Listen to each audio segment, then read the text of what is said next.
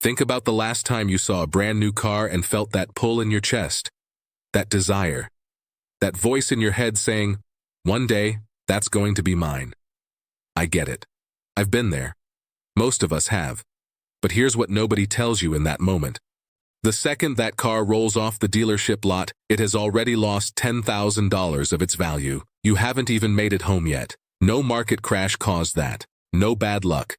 Just one decision. And it quietly cost you more money than most people manage to save in an entire year. I'm not sharing this to shame you. I'm sharing it because I wish someone had told me this truth earlier. And today, that someone is me. My name is James Harrington.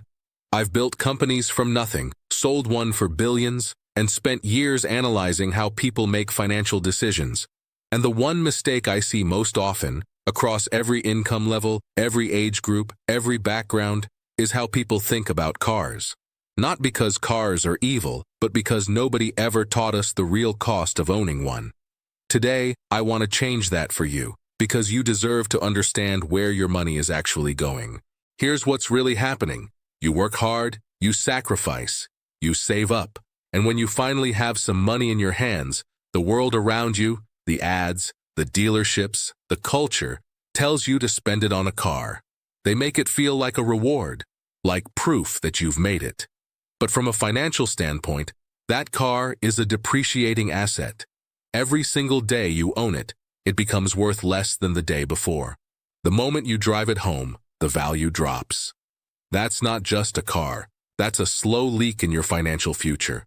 I remember when I was just starting out, building my first company with almost nothing. I didn't have a car. I took public transportation. I walked. People around me thought I was struggling. But what they didn't realize was that every dollar I didn't spend on a car was a dollar I could invest.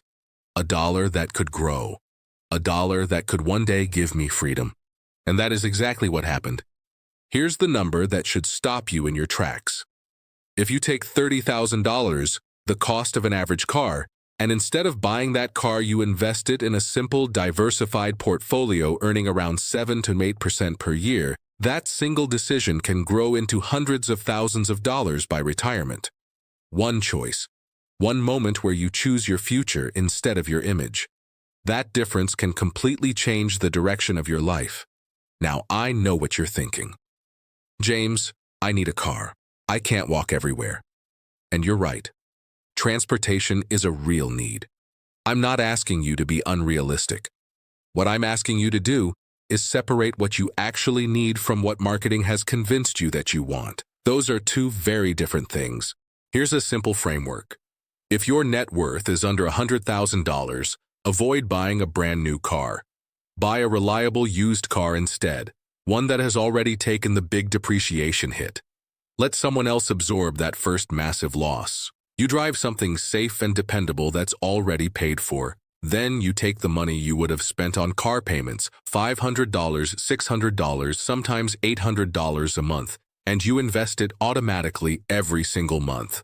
Do that consistently for 10 years and your financial life will look completely different.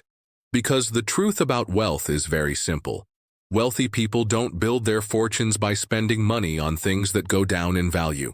They build wealth by owning assets that grow, businesses, stocks, real estate, and investments that produce income. Every dollar you send toward a car payment is a dollar that is not working for you. It is not compounding. It is not building your future. Over the years, I've reviewed countless financial situations, and the pattern is incredibly consistent. People who achieve financial freedom early almost always made disciplined, boring decisions when they were younger. They drove modest cars. They invested the difference. They didn't try to look wealthy. They quietly became wealthy. Meanwhile, many people who struggle financially spent those same years making payments on cars designed to impress people who were never paying attention in the first place. You are not your car. Your value as a person has nothing to do with what's parked in your driveway. And the moment you truly believe that, your financial decisions begin to change. So here's what I want you to do today. First, look honestly at your current car situation. If you have a car payment, calculate the full monthly cost, including insurance, fuel, and maintenance. Write the number down. Then imagine investing that same amount every month for 10 years. The difference will surprise you. Second, if you're planning to buy a car, choose used and pay cash whenever possible. Let depreciation work for you instead of against you. Third, automate your investing. Set up a monthly transfer into a simple index fund the same day you receive your income. Save before you spend. I know some of this may be difficult to hear because we live in a culture that constantly encourages spending and upgrading. But financial freedom feels very different from temporary status. It means waking up without financial stress. It means having control over your time and your choices. And that freedom becomes possible when you protect your money instead of constantly replacing things that lose value. You have worked too hard for your money to give it away to depreciation. You are smarter than the marketing around you, and the path to real wealth begins with one decision: choosing your future instead of appearances. I'm James Harrington. If this video changed the way you think about money even slightly, share it with someone who needs to hear it. Subscribe for more honest conversations about building wealth, and leave a comment telling me where you are on your financial journey right now. Let's build something real together.